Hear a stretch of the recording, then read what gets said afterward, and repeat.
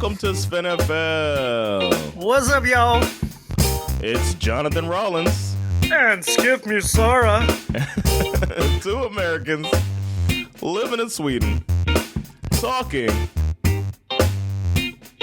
to America. Yeah, let's go, America.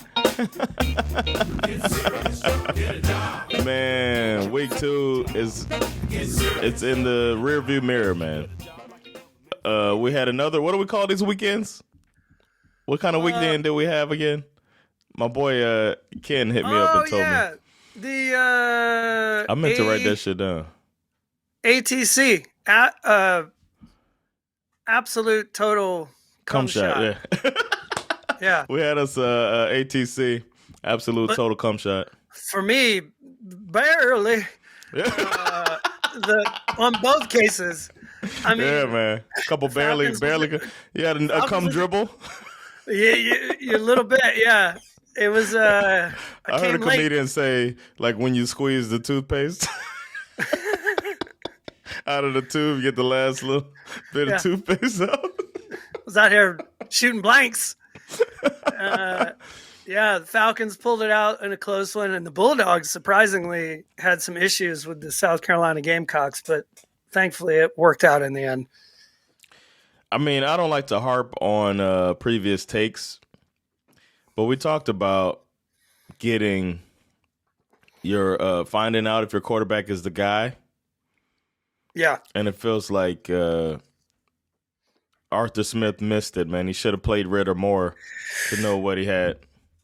Yeah, I'm still nervous. It's still not over. It's not over. Yeah. We might find out, but we'll get to that later. But I do not. Yeah. I do not disagree with you at all. Yeah. As far as flip 'em and pick 'em goes, you had yourself a week, man. You flipped it on me. Yeah, it was a little more reasonable. Let's see, 1, 2, 3, 4, 5, 6, 7 for Jonathan. 1, 2, 3, 4, 5, 6. You had 9. 8, I got 9. it. I got the spreadsheet, bro. 7 and 9. Yeah, I got it too, right here. Analog, baby.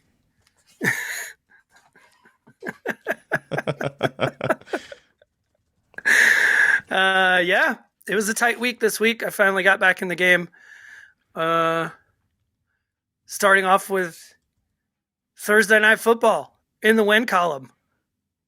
Let's go. What happened? What happened? Well, the Eagles happened. But not actually, that inspiring of a victory. Did the Eagles happen, or did the Vikings really just, did they also happen? And by that, I mean turnovers, right? Bro, I started believing in the defense was holding up at first. The Vikings defense was looking like what I thought it was going to look like, but then they just kept getting short fields, and it was just like, what is going on? They they have 4 turnovers? 4 lost fumbles. Yeah. And from 4 different guys. Yeah, and Kirk Cousins was. I was liking what he was. I was liking that. I mean, he threw 4 touchdowns, so he was great. Yeah. And obviously, the one that everybody's talking about is the Justin Jefferson fumble. If memory serves me correct, you're okay with this fumbling out of the end zone rule? Yes, man. Oh, yeah. Let's talk about that, man. Everybody, you're good with that. I can understand. We've had this conversation before. State your position, please. I believe it's good. Right. If you don't fumble the ball, you got nothing to worry about. And it's like the one rule that leans in the side of the defense. And I'm all about defense that wins championships. And what else are you going to do with the ball? Like, people will start trying to throw it into the end zone just to get that first down. You know, not start trying, but this is why you can't fumble forward and advance the ball. You know, they have that rule too. Yep. Because we get down to the goal line, it's a sacred place, man. The end zone is a sacred place. Protect it. When you fumble backwards, you get a safety, and the defense gets the ball back if you fumble backwards into the end zone. So you fumble forward, the defense gets the ball. No points. Right. I mean, you win that for your team. Don't fucking fumble. I hear you, and I don't necessarily disagree with you. Like I don't I don't land too hard on either. I definitely land more in the other direction. Like I feel like just the fact that you could fumble out of bounds on the 1 yard line, and that's where you get the ball, and you fumble into the end zone, and suddenly it's the other team's ball on the 20-yard line seems a bit too punitive to me. What do you So suggest they do? Because this is the thing I never hear an answer to, a sufficient answer. I actually have a solution to this problem. That's my guy. I thought about this. I have a solution to this problem. If you fumble into the end zone and out of bounds, you keep the ball on offense, but the ball is moved back to the 10-yard line. Why the 10? Because it's still punitive, right? You still get punished for fumbling the ball out of the end zone, but you don't lose possession. To me, that feels more fair. I cannot. The other thing that kind of bugs. So if it's an 80-yard reception, right? Yeah. They all go, and I had some running back pulls away runs through the hole, and he's running, and he runs out of gas, and the cornerback runs him down at the 1 yard line. He fumbles it out of the end zone, so or he dives and kind of loses the ball. He's just trying to dive. Not even gets knocked away, but he tries to dive and basically throws the ball at the end zone. So now, instead of a 100-yard touchdown, instead of a 90, they get to the 90. I mean to the 10. Yeah, and I hear you. I hear your explanation, but my problem with it is that you're couching it in the idea that he's the runner. Okay, I knock it loose. Say I knock it loose. Even if it gets knocked loose and it's not his fault and it goes out of the back of the end zone, it still goes to the other team. So I have two issues with it that kind of bug me a little bit. One is that this rule does not apply. This rule does not apply if you're reaching and you successfully touch the pylon. Right. Like as soon as that ball touches the pylon, you can fumble that motherfucker all you want. It's over. That's weird to me. To me, it feels a little weird that those two things. It just feels kind of inconsistent. Why you cross as soon as you cross? If I cross in the middle of the end zone and score a touchdown, and somebody hits me and I drop the ball. Yeah. No, I understand. I'm leaning more towards the side that I feel like it's too punitive. The part where I agree with you 100% is that I do agree that this argument that it's like the last rule that truly favors the defense. Like that's the part where I have to concede that I don't have a problem with that.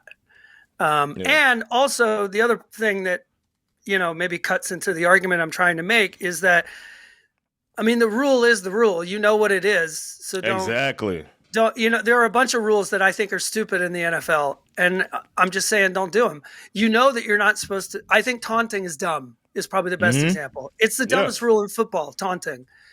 So don't do it. It's so easy not to do. Just don't do it.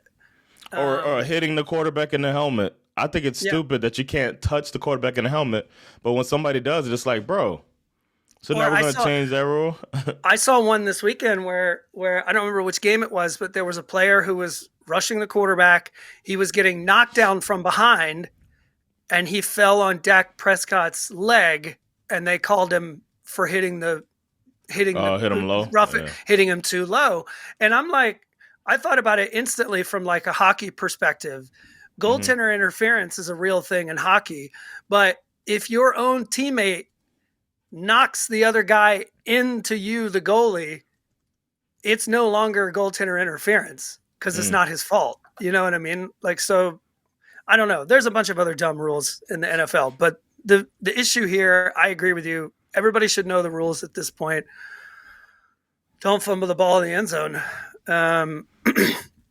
The last thing I want to say about this game is that, and you knew I had to say this, that my man, former Bulldog DeAndre Swift, was out here announcing himself to the league. He only had 1 carry for 3 yards last week. This week, he gets 28 carries for 175 yards and a touchdown. And this guy was just gashing that Vikings defensive line. He was a bad man. And he wasn't the only one, actually. I mean, my dogs were out here balling on this team. This is the team. This is the Yeah. team right here. You got Jalen Carter out here living in the backfield. It's like how the Ravens used to be the pro U. Yeah. Jalen Carter was like in Kirk Cousins' face all night long. Yeah. Jordan Davis, Jalen Carter, Keely Ringo got a fumble recovery in this game. I mean, it was like it was. Well, it was when you put so many in the league, stuff like that's going to happen. Congrats to your squad, man. That being said, the other thing we should probably say about this is that I kind of feel like I don't believe in the Eagles yet. I'm just going to say it. I was slightly concerned. And we joked about this over the weekend when we were texting, and I texted you a question. I said, "Are the Eagles the new Vikings?" Right? Winning games that maybe they shouldn't win. Yeah. You know what I mean? Yeah. Like, we were talking about like the Vikings won so many games that were one possession. yeah. And then I saw some stat of how like the Chargers did the same thing. I mean, they had a lot of one possession games. I think the Chargers had 13 last year, one possession games. And that just made me think like, damn, a lot. But then we talk about the parity of the league, which is why it's so exciting. Yeah. It's what we want. It's what the league wants. So I guess talking about it like that is, I don't know. It's like they're looking for talking points. A lot of games are going to be close. They won a lot of them. The year before, they lost a lot of them. So the one thing I will say is that I continue to be, despite the fact that he has a highlighter in his hat, I'm continue to be impressed with Sirianni. Yeah, because they were getting absolutely bottled up in this game, and he adjusted. He didn't wait for the halftime to adjust. He adjusted in game and said, "You know what? Fuck this. We're just going to run the ball down their throats," and that's what they did. Each and every individual. And he got each and every one individual involved, particularly my man, former Bulldog DeAndre Swift, and then they just and then they ran away with it. Yeah. So but the Vikings hung around. They tried to get at it, but that was a good call by you. I'm not so worried about the Vikings. I still think I feel like they could still win that division because that division is kind of up and down. The rest of the division, it seemed like they all lost. Every team in that division lost this week. Yeah, you're right. Is that true? Yeah, you're right. The Bears, the Packers, which we'll go right to right now, man. The Packers played. The Packers lost. How the Packers? Who did the Packers lose? I guess you didn't know. The Packers they played the Falcons of Atlanta. Wait, what? I thought the Packers were good. I thought they were too good for the Falcons. Who said that? I heard that Jordan Love was just gonna go in there and just light up the A. He was getting ready to take over the league. That's what I heard. Light up the A. I didn't watch this game. What happened? Just kidding. I watched it. Of course I watched it. I was literally shitting my pants at the end of this game. Yeah, we were texting about it, man. Jeez. I'll say this. You mentioned it at the top. I'm not even the least bit convinced in Desmond Ridder. He makes me very nervous. I also think that the media got into Arthur Smith's head. Yeah. Last week, I saw him on a podcast talking about. Yeah. Last week he was being criticized for not getting the ball enough to his playmakers. Drake London. And he quipped back about like, yeah, but that's for all those fantasy nerds. Fuck those guys. Yeah. He didn't say fuck those guys. But that drive where we got all the way down to like the 2-yard line and he dials up 3 passing plays. I'm like, what are you doing, dude? Overthinking. Didn't I text that too? He's overthinking, man. Exactly. But I think he was trying to prove everybody wrong. And he eventually got back to what this team is good at. I mean, that being said, he did eventually. Drake London had a nice game, 6 receptions for 67 yards and a touchdown, which is great. Bijan was the story though, 19 carries for 124 yards. And this guy was just slicing the Packers defense. The way this guy cuts, the way he can do like 3 or 4 cuts in one run to get 8 yards is just ridiculous. Yeah. He's like a cheat code of some kind, and I just hope he doesn't get hurt. Do you think anybody had them in the Packers in the Eliminator Challenge? Probably. I can tell you, I'll get to it later, but the team that I had in my eliminator challenge let me down. Mm, But damn. I'll say, I mean, to me, this was a very interesting game. The Falcons are down 24-12 in the second quarter. This is not a game I expected to win. I mean, the Falcons have to be one of the most absurd teams in the NFL. The way they win is almost as insane as the way that they lose, historically speaking. Mm, And I was on the edge of my seat for the yeah. entire game. I was cursing the television as we were moving down the field. And I remember looking at Isak saying, I hate the Falcons for making me feel this sense of hope. I hate them. I absolutely hate them. It brought you closer to your son, just like opening up like that. It's a vulnerability that a lot of sons don't get to see from their father, so that's a good thing. It's very interesting to watch Ritter because it's like he's so dreadful from the beginning of the game. And Yeah, in the end, he he basically kind put of the warmed team on up, his right? he puts the team on his shoulders, and he went from the reason why they were about to lose to being the reason why they won, oddly enough. Yeah, But if anyone is trying to make sense of the Falcons, just I'll save you the trouble. Just don't. You're not going to figure it out. Only the Chargers are more confusing than the Falcons. we'll get to them. But last thing I want to say about this game, Hmm. what I had hoped the most for this season was that the defense would be just like moderately improved. And so far, they have exceeded my expectations. Yeah, yeah. I The mean, DC. Well, you said when that defensive coordinator came over from the Saints that it was going to be a big improvement. aside from all of the offensive fireworks that they managed to pull off at the end to win this game, it cannot be forgotten that a big part of the reason why we won is because we forced the Packers to 3 straight 3-and-outs in the fourth quarter. Yeah, And I found this tweet, which is pretty fascinating, and I was a little shocked. Mike Conti tweeted this out. it's a weird last name. Yeah. Falcons in the fourth quarter this year are outscoring their opponents 27-0. Mm. They're outgaining their opponents 244 yards to 56. The longest play Wow. allowed in the fourth quarter by the Falcons defense, 11 yards. Oh, Fourth quarter, 2 total penalties over 2 weeks. I mean, yeah. and they're 7 for 9 on third downs defensively in the fourth quarter. I mean, this is how we're going to win football games. I'm shocked. I was shocked to see this tweet. I was shocked. It's beautiful. I love it. I'm here for it. Yeah. Well, then we got the next game. Congrats again to your squad. The next game, Raiders and the Bills turned into a get right game, but it was looking a little shaky at first. It did, didn't it? Yeah. It did. Jimmy G moved down the field with ease in the opening drive. And then Josh Allen said, "Hold my beer. Yeah. let's go do this." Yeah. He looked good. He looked really good. I especially like how they got the run game involved. I was gonna say that was a difference. It was Josh Allen only running 3 times. Yeah.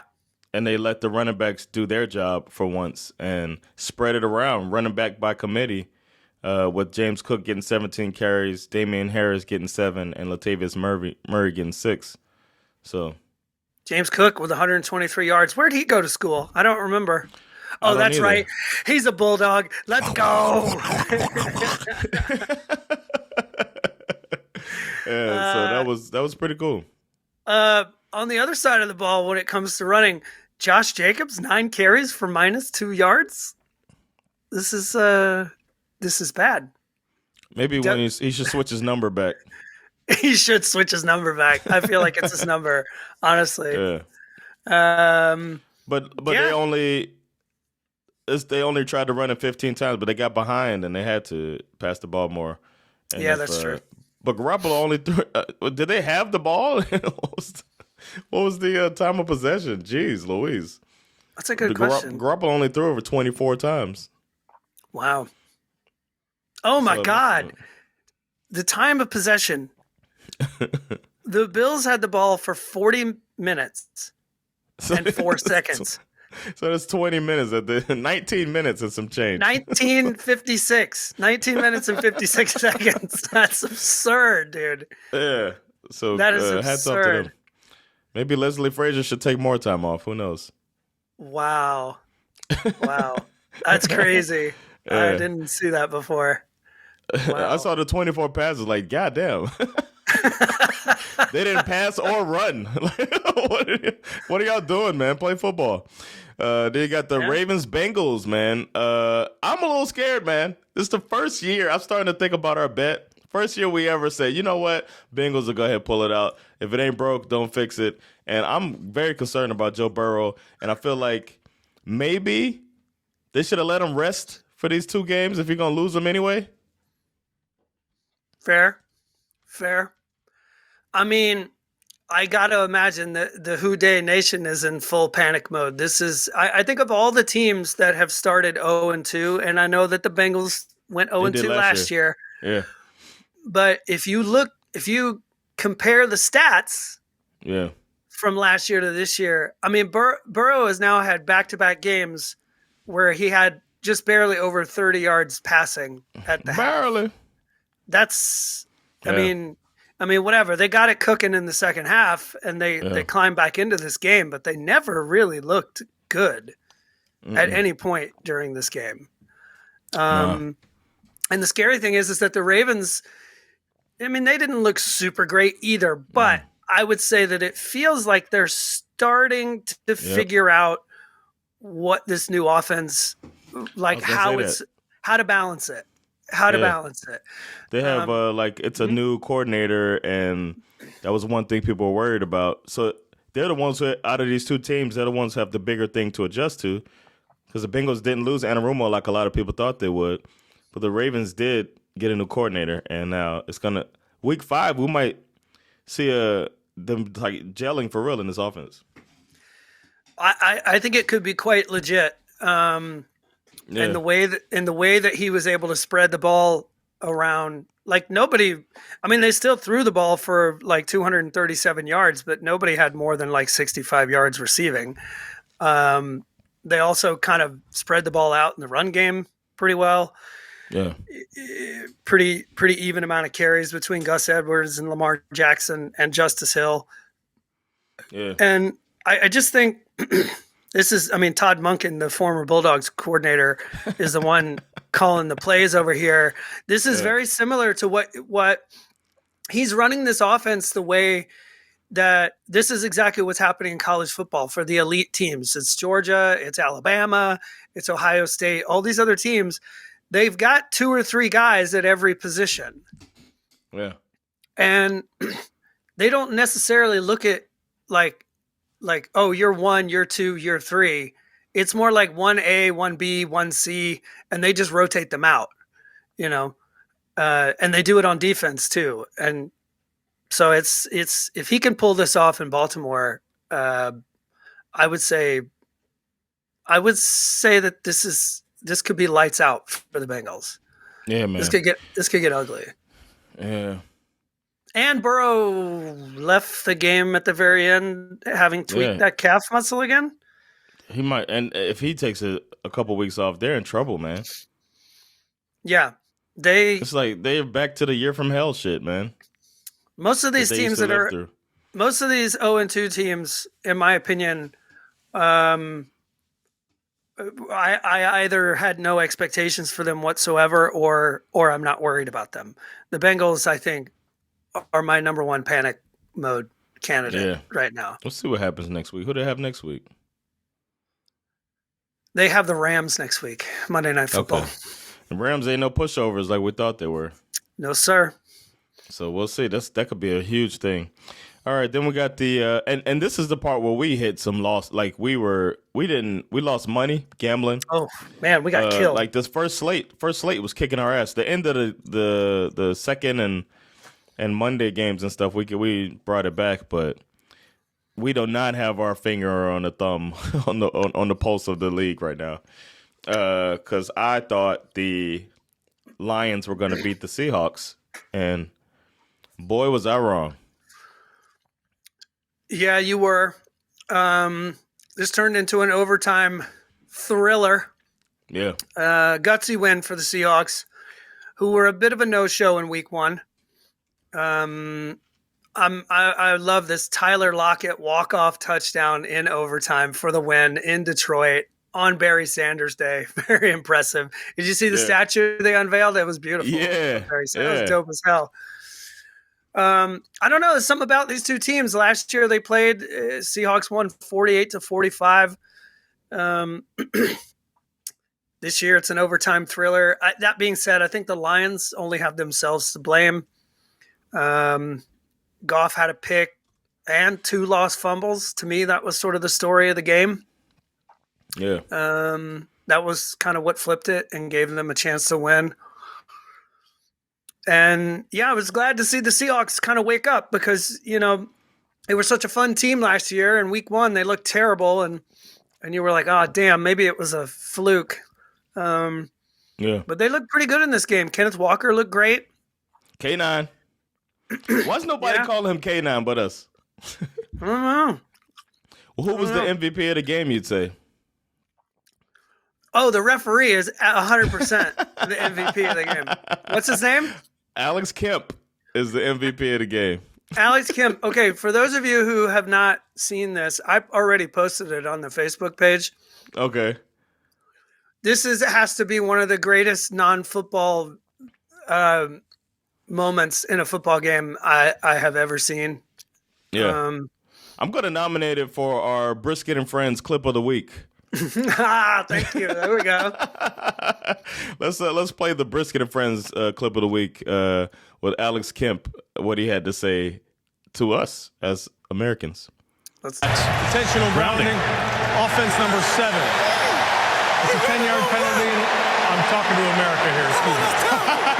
10-yard penalty and a loss of down. Second down. Greg Olsen got a kick out of it. For those of you who are hard of hearing or missed the moment, Geno throws a pass from a clean pocket. It goes to absolutely no one because the receiver ran the wrong route, and he gets popped for intentional grounding. And as he's announcing the penalty, Geno's trying to argue his case, and the referee says, I'm talking to America right now. Excuse me. Intentional grounding, offense number 7. It's a 10-yard penalty. I'm talking to America here, excuse me. It's so great. That's great. It's so great. Yeah. I mean, and that was our Brisket and Friends clip of the week. Absolutely brilliant. I love it. This is back-to-back weeks where Geno was involved in the audio clip of the week. Oh, yeah. Last week, he's got Aaron Donald coming at him, and he's like, oh, my God. It sounded like it was sheer panic. Oh, man, that was brilliant. I loved it. It was a thriller of a game. We knew they were going to score a lot of points. We said it would happen, and it goes to overtime. And the Seahawks pull it out. The only reason we missed this bet was because the Lions lost. We said, I think we bet the over on points and that the Lions would win. We should have just stuck with the over on points. Yeah, man. So we got greedy. We learned our lesson. Then we got the Chargers versus the Titans. You picked the Titans to win this game, and the Chargers. Wait a second. The Titans did win this game. I put the right. No, you picked You picked the Chargers to win. That's what it is. I'm sorry. That's it. I picked the Chargers to win, but the Titans did. Titans this won, is where week 2. I'm already out of the Eliminator Challenge because I picked the Chargers to beat the Titans. And these you weren't alone. A lot of people did, man. Unbelievable. Brandon Staley is out here just trying to set his seat on fire. I mean, my God, how do you lose to the Titans in overtime after you managed to sack Tannehill 5 times? Tannehill, it's so frustrating to watch, man. This guy in the pocket, he's just like, all of a sudden he just crumbles. I don't know what. But you and two other people picked him. I feel like you have to credit Tannehill for hanging in there. Yeah, that's his thing. That's always been his thing. I'll take 10 sacks, but I'll get you a deep throw. Yeah. And he dropped a dime. He did. He dropped a couple of dimes. One to Treylon Burks. Another one to Chris Moore. I think he had a really nice touchdown pass to what's his name, Nick Westbrook-Akina. Mm-hmm. And then Herbert, I don't even know how to explain it. I really don't. Me neither. I don't know how to explain like how this defense is so mediocre. I don't understand why they can't run the ball. Well, Eckler was out, so that's part of it. Yeah, but this kid Joshua Kelly had a hell of a game last week. I mean, he was great. I mean, he had 13 carries for only 39 yards in this game. Yeah. Damn. I just don't. The Chargers are too good on paper to lose this football game. I don't understand it. Yeah. I don't either. And another person who doesn't understand it is Brandon Staley. Did you see his post game press conference?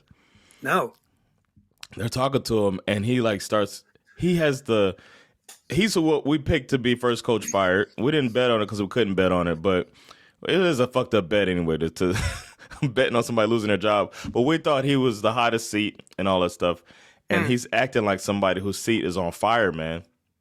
And I got the clip here, man. We could watch it together. But Brandon Staley, it's like he's melting. It's melting down, man. Here it goes. Oh my God. We had a tough time protecting the passer today, and just didn't do well enough in that phase to give us a chance there in overtime. How did you feel like your defense played? I thought we had a lot of good stretches. I didn't mean to grab the whole thing, thought, man. You know, he wanted to be out there, and we definitely have to build off that. I thought we rushed the passer well today, and I thought he was a big reason why. The struggles running the ball, do you attribute that to Tennessee? Yeah, they've got a very good front seven. And, we tried to stay patient with the run, but we just weren't able to get any of it. Okay. Yeah, I mean, we've got guys who are finishers. I mean, we've got a quarterback who's as good as anybody in the NFL, a guy who's brought us back time and time again since I've been here and throughout his entire football playing career. I think defensively we've got a lot of closers. We just got to do it together as a team. And we've had the tough side of it here, but this group is capable of that.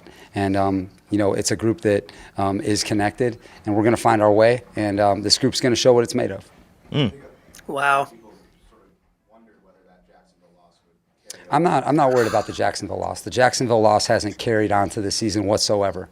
If you've seen our training camp or you've seen the way we've played in the first two games, it hasn't had an impact on our team whatsoever. Our team is connected. Our team has played its heart out in 2 games, and we've lost 2 tough games. But it has nothing to do with the Jacksonville game. And if you ask anyone in our locker room, it has nothing to do with the Jacksonville game. And that's just the truth. It's a convenient storyline for you and for everybody else, but it's not the truth. We've lost 2 tough games, but the guys in that locker room, the men in that locker room, they are finishers and they have what it takes, and we're excited to prove ourselves. Wow. Wait up. Yeah, we just lost a game in overtime, Jeff. So how do you think the mood is? How do you think the mood is? How do you think it is? It's tough. It's a tough group in there. There's a lot of pride in that room. Okay, and we put a lot into this, and we got a good football team. And so we've lost 2 tough games. We got to bounce back, learn from our mistakes, and be ready for Minnesota. Wow. He's melting down, man. The guy's melting down, bro. I mean, you go onto any site right now, and there's a Brandon Staley hot seat article. ESPN, CBS, Yahoo. To go, man. I think he'll have success, long-term success in the NFL, but it's just a case of not ready to be a head coach. Happens. You know what I'm saying? It happens. You might get another run at it later. You could be somebody's defensive coordinator and put together a nice defense, maybe switch over to special teams or something. Work your way back up. It's just not time right now, man. Or relinquish the defensive responsibilities so you can focus on game management, which seems to be part of the problem too. Yeah, Too much on his plate. There was one very interesting moment in this game, which I found a game that falls under the category of bad game management. And it was late in the game. The Titans had run the ball several times. Derrick Henry was gassed. Oh, yeah. He calls timeout. And he goes onto the sidelines, and the Chargers called a timeout. It's like he's not paying attention or something. Not realizing, like, oh, their best player's off the field. Yep. And then what happens? Gave him a chance to get his breath and come back on the field. And get first down. And get a first down. Honestly, in all fairness, I think he's right. It doesn't have to do with the Jacksonville game. That being said, I think it has to do it's the real answer is that the problem is way bigger. It's about all the other games. All the other games where you manage to shit the bed. The Jacksonville game is just the most memorable one, right? I mean, what was it? Was it 92 points? Yeah, it's crazy. Or something like that. And now it's another 24 points and there's another loss. Yeah. So for me, we're only 2 weeks into the season. And normally I wait to week 4 to make this decision. But I feel like the Chargers, they already are who we thought they are. Yeah. You know what I mean? That team that has a great team on paper. They're going to win some games, but they're going to make some dumb fucking decisions and lose some games that they should have won. That's just who the Chargers are. That's who they've been ever since I can remember, and especially during his era as the head coach. And then next week they play the Vikings. Then they play the Raiders, and then they play the Cowboys, who were also desperate for a win, right? So it's going to be oof. That's a wounded animal game right there. That's like. That's going to get back in the corner. Yeah. Mm-hmm. It's going to, and then the Raiders game, that's a division game. And then the Cowboys, like, could they start 0-5? Absolutely. 100%. I think they'll beat the Raiders, but yeah, it's possible. And then it's a bye week, I believe, right? No, the bye week is after the Raiders game. So that's an early bye week too. Like, could he be, if they lose to the Chargers and Raiders, you might see Kellen Moore as the head coach. Yeah, could be. As the interim head coach. Especially if he keeps melting down like that. Yeah, and Kellen Moore is outthinking himself too sometimes. Like, keep it simple sometimes. But the offense was looking good. It's got spurts, man. They get their groove, they could be really dangerous. There's no way they should be losing these games. Then we got, speaking of winning teams, the Bucks, huh? Or I was going to say, speaking of teams that could start the season 0-5, how about these Bears? I think we got some Bears fans that are just hurting, man. Man, there must be. It's got to be tough. Yeah, when you think you got your guy, and then I think this game they found out.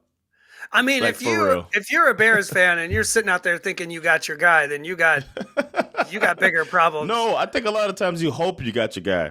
I cheered for Tannehill for so many years, and it's just like, but he would give you like hope. Right. You'd be like, oh, he's turned the corner. I feel like Justin Fields is exciting, but he's no. You mean like Josh Allen? You'll be like, I got mine. You mean like White Gino hope? Exactly. He's showing you how it's done. White Gino going putting up 27 on him. Year. Yeah, unbelievable. I mean, this was a sloppy but gutsy performance by Baker Mayfield against the Bears, who I think might be the real worst team in the NFL this year. Like, everyone thought it was going to be the Cardinals or the Texans Bucks. Or the Bucks. Yeah. I mean, there were some people saying like, "Hey, don't sleep on the Bucks." I mean, they still have talented players on the roster. I think everyone's just Baker Mayfield to me looks like a guy who's out here playing like he's all out of second chances. Like he's just like, let's go. I got White nothing. Gino. I got nothing to lose. Great analogy, White Gino. Yeah, I got nothing to lose. This is the last chance I'm going to get. I'm just going for it. And I do think it will all come down to earth at some point. Who do they play next week? Oh, they play the Eagles next week. Whew. Yeah. Yo, don't let them beat the Eagles. If they beat the Eagles, this is going to get crazy. Because the Eagles are looking beatable, man. So yeah. They got the Eagles, then the Saints, then the Lions. So that could be a 2-3 when you think about it. So, yeah, we'll see. But, yeah, kudos to the Bucks. They came out there, and the Bears look like they just have to hit a reset button again. And I don't know. Maybe they could like figure something out with the Jets. Get a trade going to get Fields over there and then go ahead and finish the tank job and bring in Caleb. Wow, that's an interesting thought. That did not cross my mind. The Jets could do something with Fields too, man. Maybe. I mean, I think I mean, he still comes with the liabilities, but he's still an upgrade from Zach Wilson. You might be onto something there.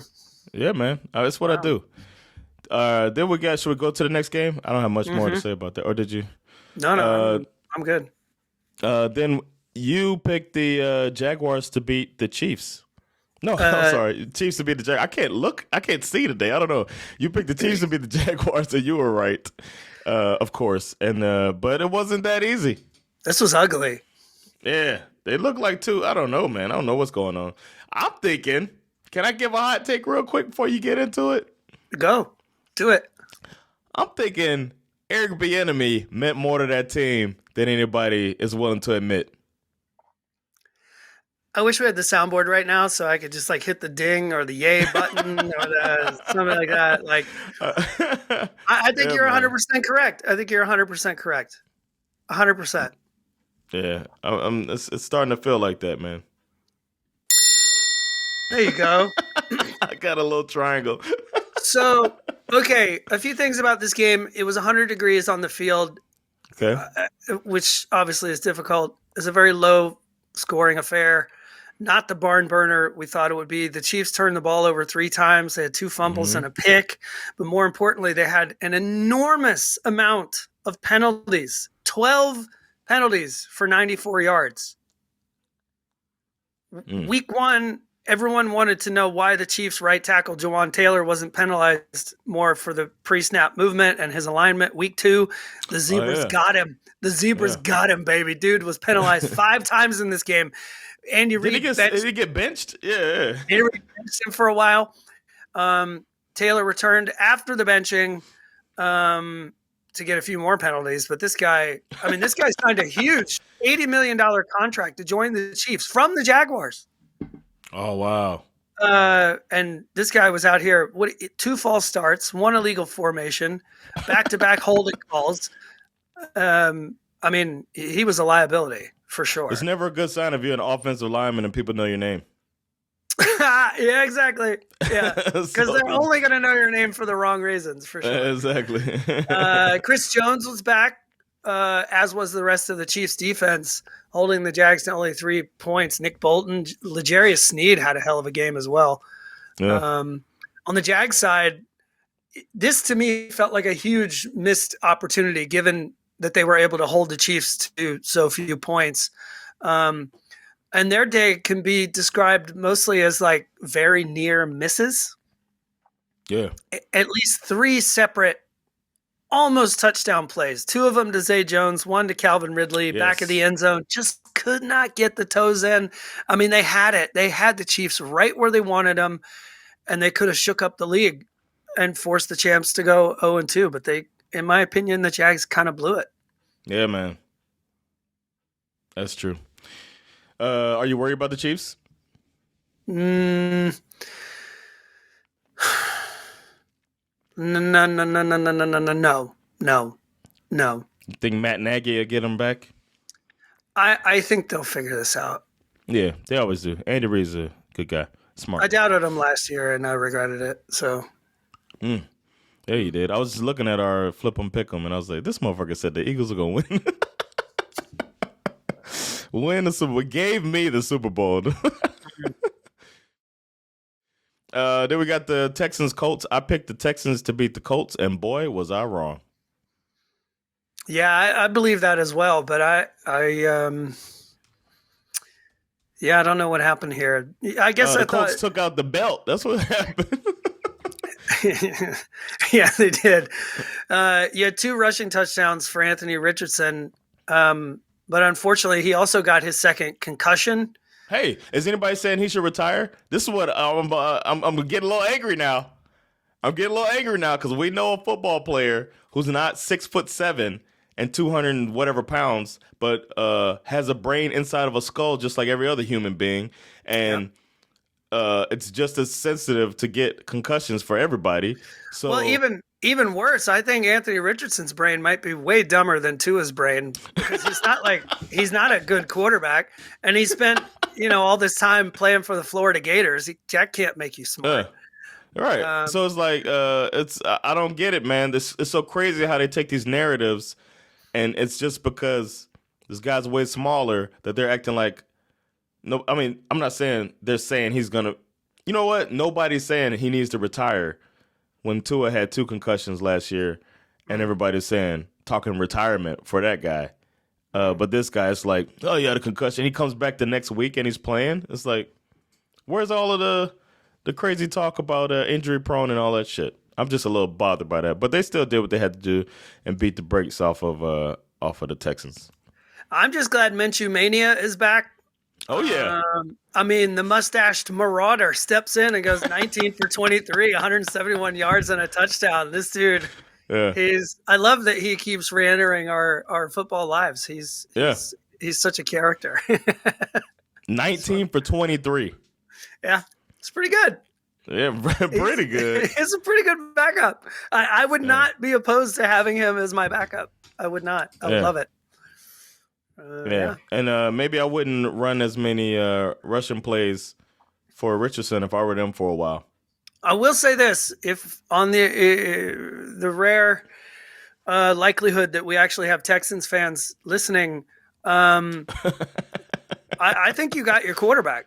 Yeah, I really. I mean, this kid. It's his second NFL game. He threw 47 passes in this game, 30 for 47, 384 yards and 2 touchdowns, hooking up with Nico Collins, who had 146 yards. I mean, it's going to take time to figure this out to make this a good football team. But I think the Texans may have found their quarterback. And he was going through reads. You can see him like it's a quarterback, man. I told running you, out of the pocket. I told you, motherfuckers, even at the draft, when we were talking about the draft, I told you of all these rookie quarterbacks, in my opinion, CJ Stroud is the best one, period. The most ready, yeah. Turns out I was right. Who would have thought? I mean, when aren't you right, though, Skip? I don't know. Skip Stradamus is out here fucking predicting shit. Did you predict that the Rams will give a fight to the 49ers? No, but I did predict that the 49ers would win this football game. Yeah. Rams are shocking me, man. Even in this loss, they are really – they look good, man. I mean, they look better than I thought they would look. This was a really entertaining football game. I mean, it was 17-17 at the half. The Rams came to play, and this Puka Nacua kid is no fucking joke. An absolute steal. This guy's a 5th-round pick, dude. Yeah. 5th-round pick. Yeah. And everyone's, grapefruiting him because he broke 2 records. One, most receptions by a rookie through his first 2 games. And he's the first rookie to ever pull in 10-plus catches and go over 100 yards in his first 2 games. But the game's changed a lot. It's only 2. It's only 2 games, so I'm not here for records that are only like 2 games. Yeah, but I'm impressed. I'm impressed too, man. Thoroughly impressed. I'm impressed with Sean McVay, man. He seems reinvigorated. We thought he was going to retire after the year last year and just leave them on the hook after depleting the team to win the Super Bowl.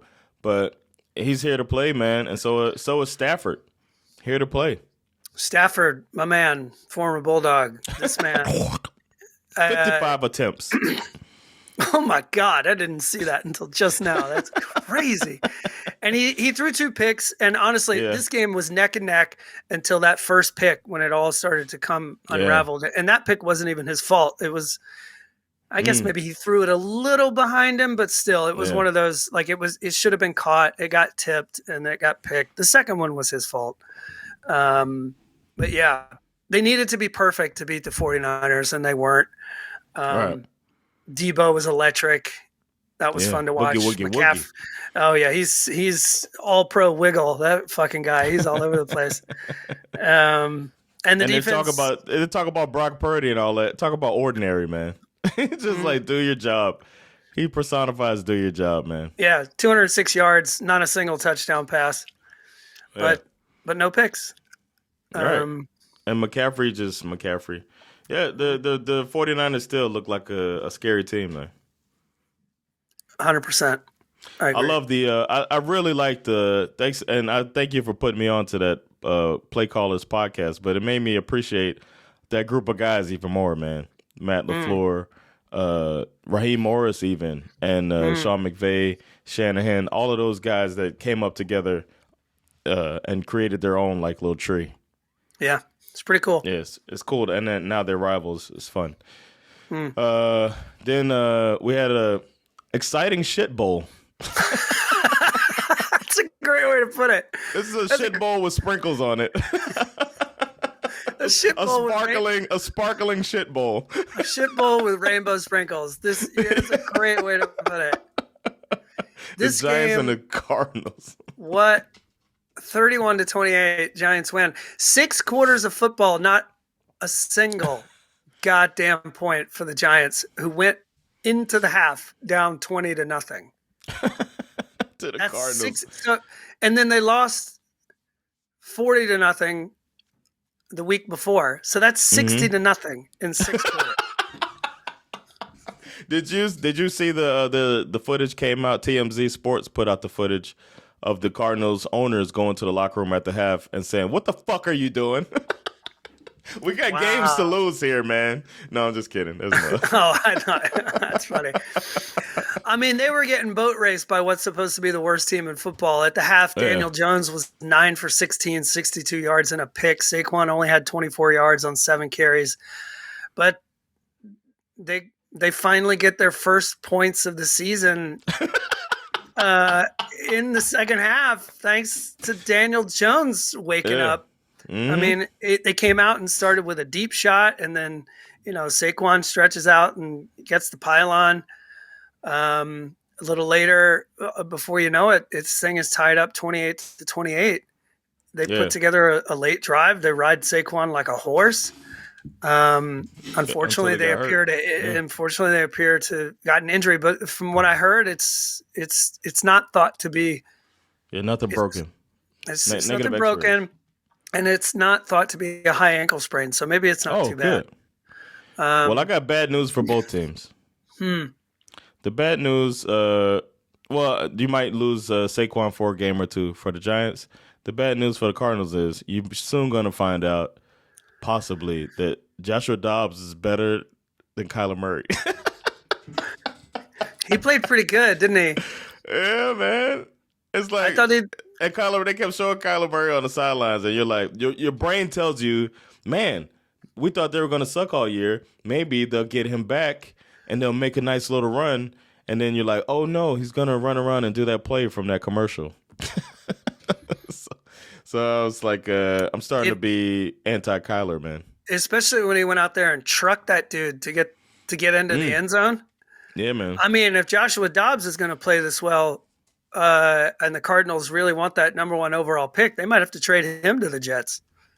They're like, if you're going to be this good, we're going to have to get rid of you. You got to go. Yeah. You were supposed to suck, bro. But yeah, he was good.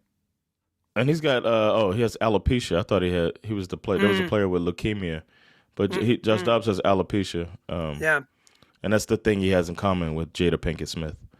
Right. All right, because you always got to find something in common. That's a running thing we do here is find something in common with Jada Pinkett Smith. I love this thing that came up on the screen when the game was over. This is the biggest Giants comeback victory since 1949. 40, yeah.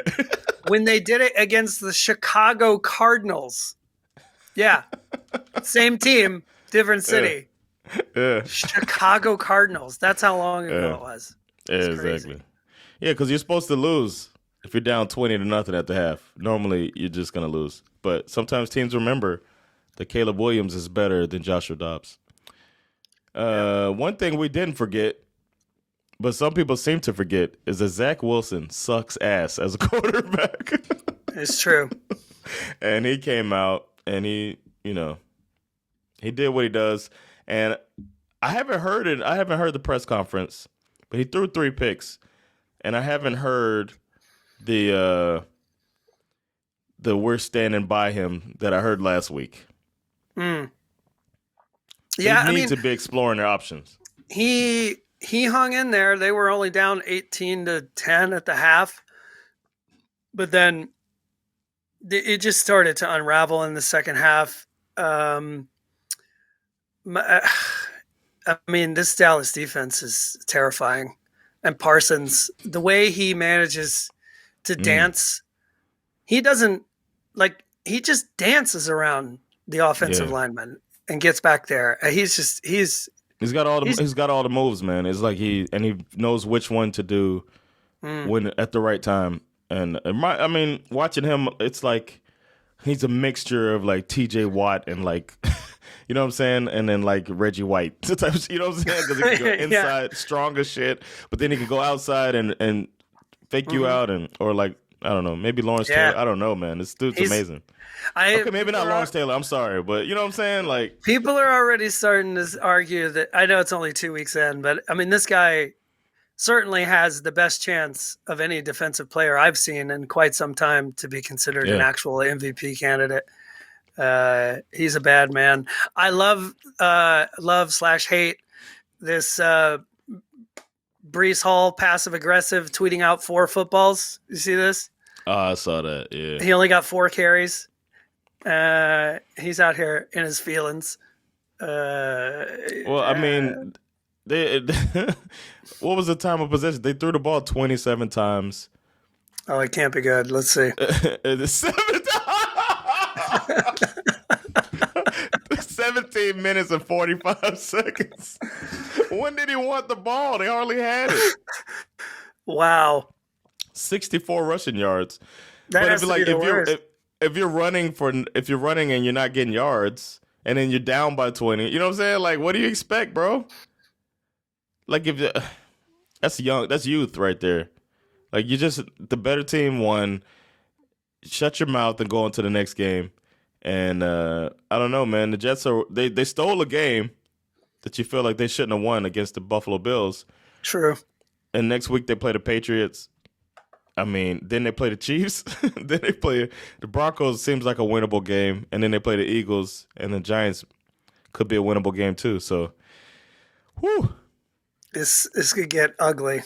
They got a bye week after the Eagles, it looks like. So, I really think I don't know, man. I think they're toast. Call the Bears, man. I think they're toast. I mean, I don't know, man.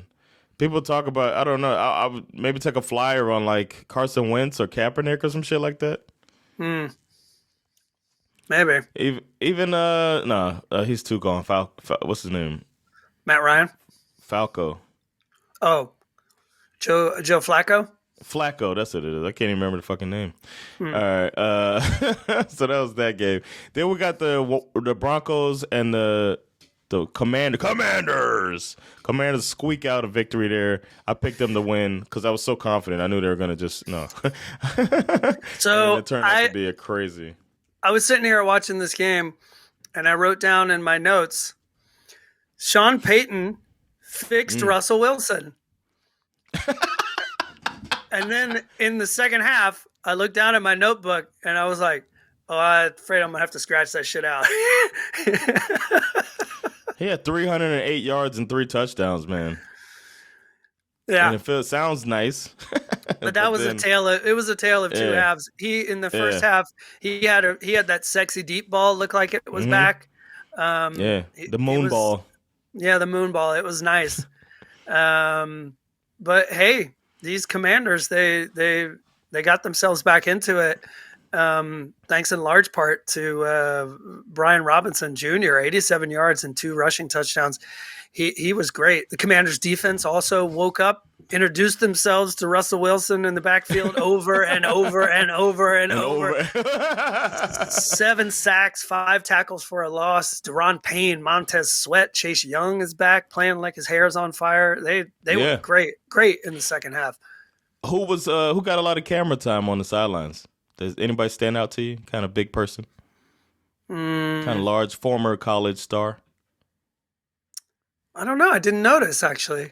There was a former college star who's now an offensive coordinator of the Washington Commanders that was getting a lot. Yeah, Eric Bieniemy, back to your hot take. Absolutely, 100%.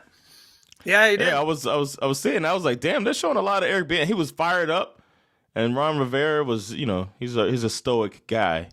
But Eric Bieniemy, it seems like they're buying in, man. And Sam Howell, Okay, before we move on from this game, we have to address the ending. Oh yeah. And I have a question. Imagine you're a Broncos fan. Mm-hmm. Would you rather that Hail Mary never happen, Yeah. knowing that Just you're not get going it. to get Yeah. the 2 point? Yeah. Just don't even. Don't Just- get my hopes up. Just don't. This Hail Mary. And then to lose it, like to lose on a missed call. You're gonna hear Saints fans talk about it. Go ahead, Yeah. get it out the way. We know you should have gone to the Super Bowl and lost to the Patriots. but that was like, come on, man. It was a crazy Hail Mary. I got bobbled like 3 times before the Broncos player hauled it in. And then, of course, they go for 2 because they had to. And it probably should have been a pass interference. They didn't call it. But, them's the breaks, I guess. Them's the breaks. Yeah, that's how it goes, man. Yeah, they should call your congressman and complain. Yeah. Don't let them back in the game, and you won't have to worry about it. Exactly. Then you got the. I have a friend who's a Patriots fan that told me that the Patriots are gonna go full 85 Bears on the league this year. And I looked up the 85 Bears statistics. Teams averaged 12 points a game on them. And the Dolphins put up 24 on the Patriots' vaunted defense. Yeah, they did. So that doubles the production. But it was good, man. I saw the best. I get excited when I see something I've never seen before in a game. And running a guy on the field parallel with the line of scrimmage and then having him time the snap to go block the kick on a field goal was amazing. And such a mind fuck that they did it again, knowing that the team sees this coming, but it still freaks the kicker out, and he misses the kick anyway. The second time, it was brilliant, man. And Belichick will do that. He'll find some little quirk. The thing he tried to do to take away the middle of the field, if you look at the pass charts, this is the nerd in me that loves this stuff. But let's go. Tape heads. Let's go. He put 3 safeties on the field. Oh wow! And took away the middle of the field, but Tua's on one right now, man. This dude, you've probably heard the quote Brian Daboll said about Tua when he was coming out of college. Some people can hit the barn, and then you get guys that can hit the barn door, and then you hit the guys that can hit the doorknob. But Tua can hit the keyhole. And I was like, oh, okay. And he showed it, man. This dude, that pass to Berrios. That was ridiculous. On a out wheel route, whatever, or like up and out wheel or something like that. That cool was route. absurd. And he just dropped it right in there. It was as accurate as the fade he threw to Tyreek last week. And he's in the pocket. The dude's wheeling and dealing. And the Dolphins look, McDaniel had I don't know if you saw him when he was coming off the field and decides running to away from the Steadicam operator. Yeah, he's hilarious. He's just having fun, and he did the Belichick thing to Belichick. Yep. Like before the game, and it's like he's kind of the swag that this dude's got. He likes to take it out and show how big it is, and it was a fun game. Mac Jones, for some reason, I don't know why. I'm a huge Dolphins fan. I think this podcast has done this to me, has literally made me more objective. To the point where I'm like kind of rooting for Mac Jones. What happened to him last year was so unfair. Like he got these 2 coordinators. One of them's neither one of them's an actual offensive coordinator. He has to deal with this shit. And so I kind of root for him, and he's making some good throws himself. He wasn't the reason they lost, but his inability. Now he actually got out the pocket and moved a little bit too, but I don't know. It was a fun game. And you guys sacked him 4 times. You absolutely stuffed the run. They only had 88 total rushing yards. Yeah, Van Gio came to play, man. Yeah, the defense looked great this week, and then of course without Jalen Phillips, by the way. Yeah, and then you go out there and you win this game in a completely different way than the way you won it last week. You got Raheem Mostert going 121 yards for 2 touchdowns. It's like, what else can you say about the Dolphins other than? Yeah. Well done. And you heard, and if you would have heard before the game, hey man, Tyreek Hill's only getting 40 yards, you'd say, oh, the Patriots figured it out and stopped the Dolphins. That's all they got. But no, 100%. man, Waddle damn near got 100. He got hurt in the game. That's another scary thing. He got a concussion, so we'll see. Or he went to concussion protocol. And then they put the run game on display, setting up the inside run with these outside zones, and caught him sleeping. And then every time they went back inside, Mostert was breaking through. So kudos to my team. It's good to see that they're like, it's like looking like a full team, and I can't wait to see more, man. Because that sprint action they do before the snap, motioning away from towards the sidelines, and then snapping the ball. It's pretty slick. That's pretty What's dope. next? Yeah, man. And we all picked them to win that game, and they did. Even though all of the analysts picked the Patriots, but whatever. That's stupid. Saints-Panthers is next. You picked the Saints to beat the Panthers. You were right. Did you get a chance to see it? No, I'm just glad this game was in prime time so I didn't have to watch it. This sounds like a really boring football game. No, yeah, it started. Yeah, I watched it this morning, and the Saints are a little too much Taysom Hill. You got Derek Carr. I feel like I don't know. He did, but it was effective when he did it, so I can't say too much. But I'd prefer to just see Carr do what he does. But the Saints' defense was the story in this game, I thought. Also, they lost Jamal Williams at one point, so I can understand why they felt like they needed another running back. I mean, Taysom Hill is something didn't go right when Taysom Hill is your leading rusher. That just seems weird to me. Yeah. Yeah. But Bryce Young, man, he caught they were throwing all type of stuff at him, and he was trying, man. He went 22 for 33, but I don't know. They stayed in there, but the Saints defense was out here all over the place. They looked good, man.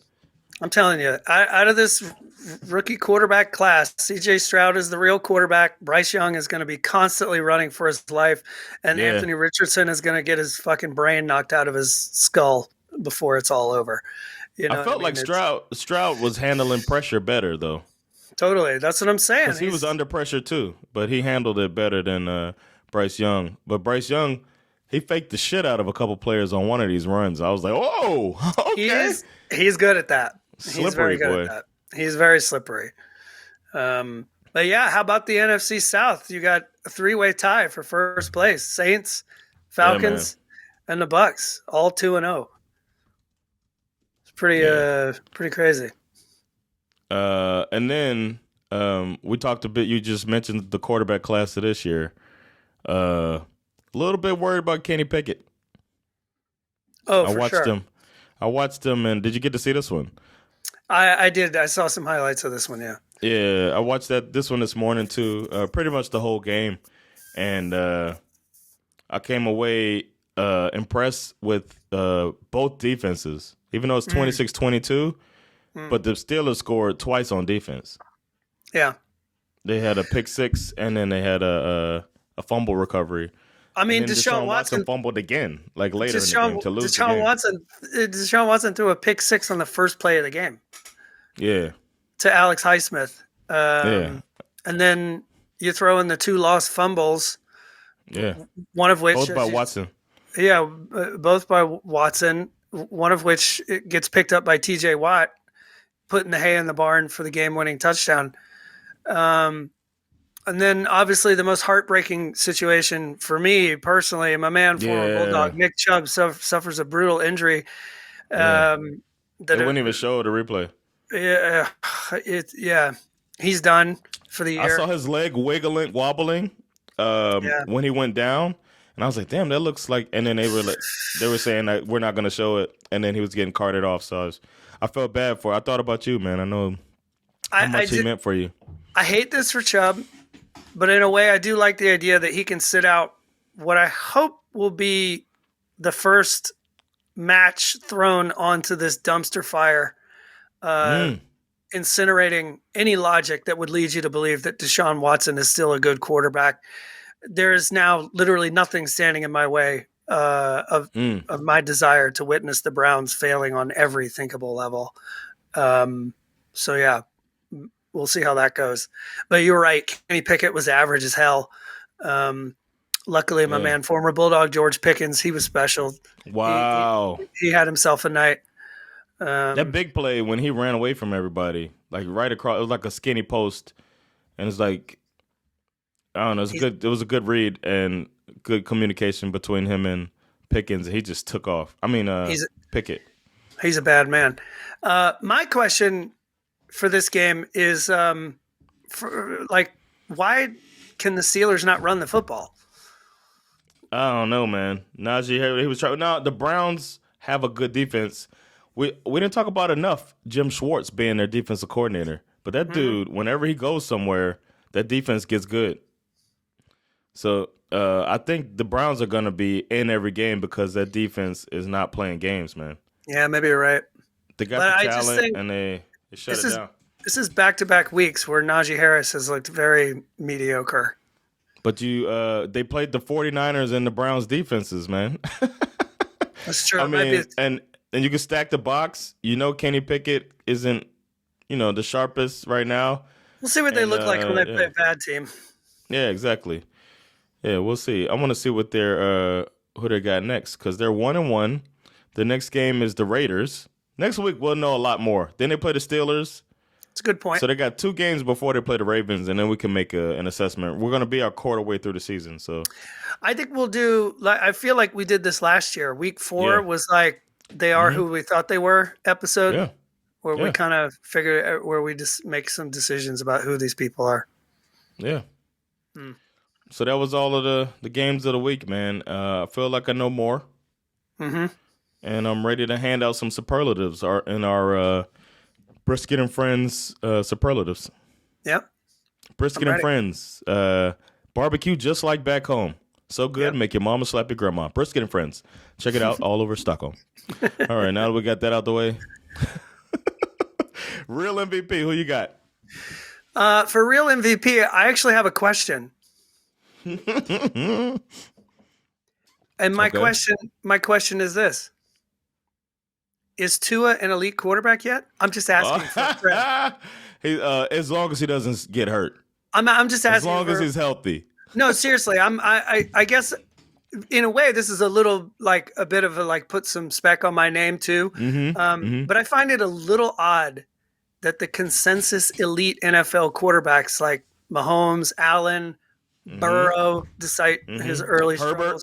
Herbert is a lot of times thrown into this category wrongly, in my opinion. But when it comes to Tua, it's always couched with this caveat of, if he stays healthy. Yeah. Spoiler alert. That's true for all of these every fucking quarterback. Guys. Last year, if Herbert has a concussion, he's going to be amazing? He's not going to play. Last year, the Dolphins were unstoppable with this man on the field. This year so far, the dude absolutely lit up the Chargers in week 1 with 400 plus yards. He proved in week 2 that he can beat you in a very different kind of way where they have to lay off the deep balls and become more of a game manager, field general type guy. I mean, that final drive, the dagger, 7 for 7, 69 yards and a touchdown. That's the definition of perfect, right? I mean, picked apart a Belichick defense. Exactly. And he's now 5-0 against what I would argue is the best NFL coach of all time, Bill Belichick. Yep. So I guess, yes, I am answering my own question. Tua is elite. He belongs in the conversation of top 5 quarterbacks. Yes, he has Waddle and Hill, but Burrow has Higgins and Chase. And at the moment, they fucking suck. So week 2, Tua is my MVP. Wow, you're the real MVP. Yeah. I'm staying in that area. But my real MVP is the aforementioned Mike McDaniel. He's coming in there. He's got all of these toys, and a lot of people think he got figured out last year, and he had a summer of hold my beer where he's just he's got his brewery going because he's got to give out beers to hold, and he did it, man. They thought they could just stop the middle. Now they got to figure something else out because he's one step ahead of everybody. And he's got that team really believing. If you watch any of the press conferences from any of the players, it's not only his scheme and whatnot, it's getting everybody on board for a common cause. And they don't say this about these offensive coaches, but this guy, in his own quirky way, is the leader of men that they put out there normally for the coaches that'll make you want to run through a wall for him. But he makes you want to strategically tear down a wall for him. Great coach. I like that. That's a great way to put it. It's like, and we're not going to run down. We'll go around the wall for you, coach. Yeah. So yeah, we will systematically dismantle this wall. This wall, yeah, exactly. that's Mike McDaniel. I'm loving it. It happens to be the coach of my favorite team. So this week he's the real MVP. I'm gonna go right into my trash. Do it. You know who my trash is. Brandon Staley. I'm in full-on unemployment watch for our guy, Brandon Staley. And the NFL media, they all had high hopes for the Chargers teams, as they do every year. He's got the sexiest quarterback physically and talent-wise. Everybody likes a guy with a strong arm, quick release. It's made to be a quarterback. 6'6", can move too. And some people predicted him as far as all the way to the Super Bowl. Nobody had them missing the playoffs, and now they're 0-2 and uphill battle going in, and he looks like he's melting down in the press conferences. So it's showing. You're a defensive coach, and you can't stop a runny nose right now. So Good one. This week, Brandon Staley, you're trash. Eagles fans, listen carefully. Uh-oh. You went to the Super Bowl last year. Okay? You lost. I know. I get it. But you have a very good football team. Yeah. Jalen Hurts could be a legitimate MVP candidate this year. A.J. Brown is a beast. And even when he has an off game, as he did this week, you got Devontae Smith, the Slim Reaper, going absolutely nuclear with 4 catches for 175 yards and a touchdown. My man, former Bulldog, DeAndre Swift, 28 carries, 131 yards and a touchdown. Your defense is full of Bulldogs who are balling the fuck out. Michael Vick is sitting in the luxury suite with Roger Goodell during this game. The commissioner, a sight. Consider what happened once upon a time. Did you ever think you were going to see Michael Vick and the commissioner of the NFL sitting together at a football game? You're one of the most relevant and electric teams in the National Football League, and you were out here booing your squad in the first half. What the actual fuck are you doing? Your team needs you. These guys are out here putting their life on the line. You won a Super Bowl not that long ago. You have a coach who actually knows how to adjust in game, not at the half, in the game. Bruh, yes. What the fuck are you complaining about? My God, show some respect, because right now you bitches are fucking trash. And I want to piggyback on that for a second. Let's go across state. So I got like goosebumps. Think about this. Let's go across state to the other Pennsylvania team, the Pittsburgh Steelers, right? Their fans are in the middle of a rivalry game. The best player on the other team has a horrific injury. Everybody sees on the thing before they stop showing the replay. Apparently, I haven't seen it. Apparently, it's a really gruesome footage that they caught on camera. The fans start to chant "Chubb, Chubb, Chubb" for him as he gets pulled away. Are you serious? That's a classy fan base. Damn it! Up there with the Bills fans. And the I wouldn't want to be known as a part of a fan base that doesn't do something like that. So stop being trash, Pittsburgh. I'm sorry. Stop being trash, Philly fans. That's some bullshit. Do like Pittsburgh, man. Wow. That's beautiful. I didn't know that happened. Yeah, it's a beautiful thing, man. It's beautiful. Shit got learned. What you got? Monday Night Football must be canceled. The signs. Because we live in Europe? Nope. The signs are both many and clear. The last 3 Monday night games have all had devastating consequences. Week 17 of last season was the last Monday night game of the year. Damar Hamlin nearly dies on the football field. Week 1 this year, Aaron Rodgers, 4 snaps, Achilles injury, gone for the year. And now week 2, my man, former Bulldog, Nick Chubb goes down with a knee injury so gruesome they can't even show it on the broadcast. Monday Night Football must be stopped. And now with 2 games every Monday night due to the actors' strike, the football gods have double the opportunity to wreak havoc. Next week, you've got Rams versus Bengals, and you have Eagles versus Buccaneers. NFL, I beg you to pull the plug on Monday Night Football before something tragic happens to White Gino. Please. A world without Baker Mayfield, I'm not sure America is ready for this. I know it's not a world I want to live in. I can't do it. You got to stop it. Well, how's it Monday night's fault? I don't get the logic. I don't know. It's just a weird thing that's happening that's surrounding the football Monday gods night. are mad. The last three Monday Night Football games have the gods have spoken. Good we point. need to stop this. Another thing, I think I figured out why they're doing it too.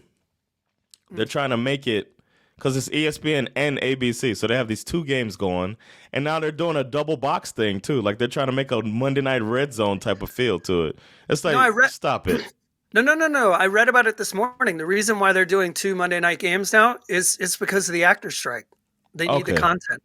They need the content, and they're going to do it until the strike is over.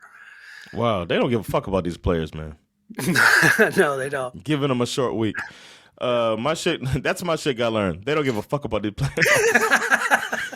All I want to say is that they don't really care about us. My shit got learned is maybe, just maybe, the AFC isn't head and shoulders above the NFC like we all talked about before the year started. Man, I love this take. For the last few years, we've been saying the NFC is the weaker division, or this team's going to get it to the playoffs easily because they're in NFC. But so far, in 2023, the NFC, if I counted this correctly, is 6-0 against the AFC this season. Wow. I couldn't find a game where an AFC team beat an NFC team. I could be wrong. Maybe it's 6-1. But I saw 6 victories on the NFC side against the AFC so far this season. So maybe, just maybe, the AFC isn't way better like everybody thought they were. And the best teams right now are looking like 2 teams in the NFC. Wow. Good take. Yeah, man. My scariest AFC team is my team. Is it? Dolphins. Yeah. What's up? Are we gonna put some Speck on my name? Oh, I thought we'd do that. Okay, yeah. I'm sorry. We'll do the Speck first. I always have it last on my order here. We can do it last. Yeah. We'll do it last. Okay. Well, I got scariest AFC. Do it live. Okay. My scariest AFC team is the Dolphins. Who you got? I also have the Dolphins. Yeah. We saw a lot of bounce back performances, which is nice. I'm happy for the Bills. I'm happy for the Chiefs. But to watch these Dolphins go nuclear in week 1 and then turn around and win in a dogfight against the Patriots in Foxborough.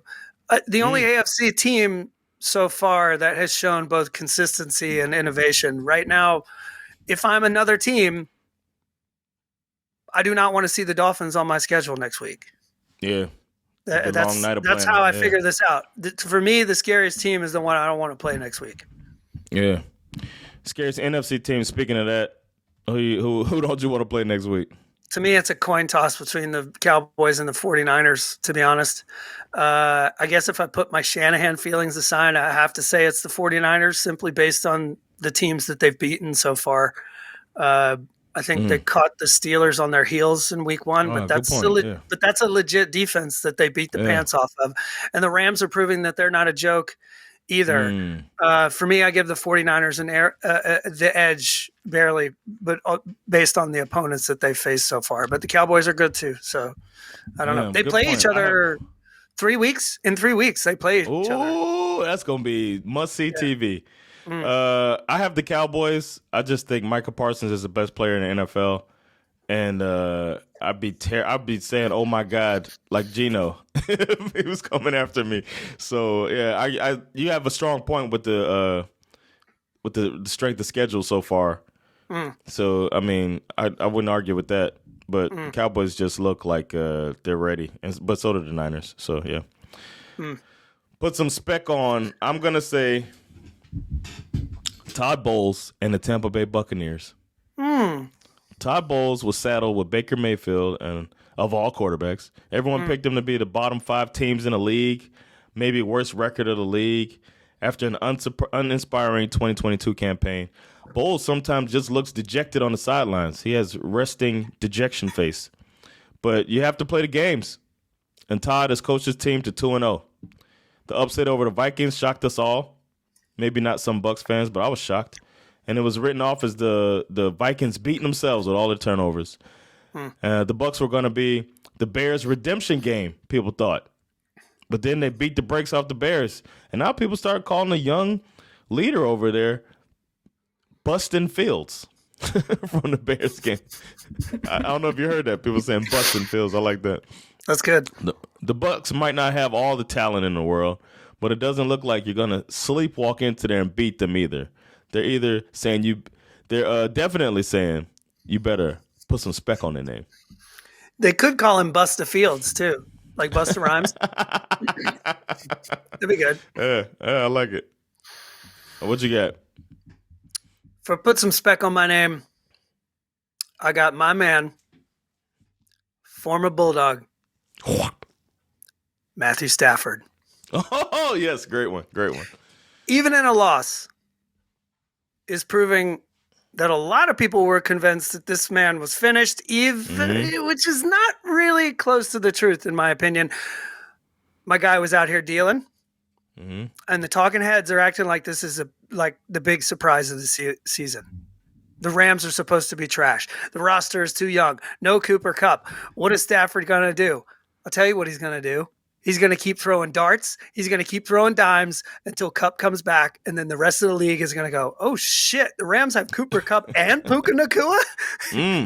People forget that this man is an absolute kingmaker. Everyone has forgotten this, okay? Tutu Atwell having the best season he's ever had. Puka Nacua having the best 2-game start of a receiver in the history of the NFL. Marvin Jones with 3 straight 9-touchdown seasons. Golden Tate, 1,300-yard season. Kenny Galladay as a top 10 receiver for 2 straight years. Cooper Kupp nearly breaking the single-season receiving record. And, Calvin Johnson owning the yet-to-be-broken single-season record for most receiving yards ever with 1,964 yards. Do you know what all of these men and situations have in common? Matthew Stafford was their fucking quarterback. Okay? This man is not done. He is a beast, most specifically a dog, because you know he's got that dog in him. And all you motherfuckers need to put some Speck on Matthew Stafford's name. Ooh-wee. I like that one, man. That was good. Coming in off the top rope, son. Yeah, you did. All right. Well, that's it, man. That's a wrap on week 2. Glad we got to do it together. Always glad to do this with you. So thanks for checking it out. It's been another episode of SveNFL. We're doing our thing. We'll be back very soon talking about week 3, man. So thank y'all for checking it out. It has been Jonathan Rollins. Skip me, Sarah. With SveNFL. We'll catch y'all. Peace. Later, y'all.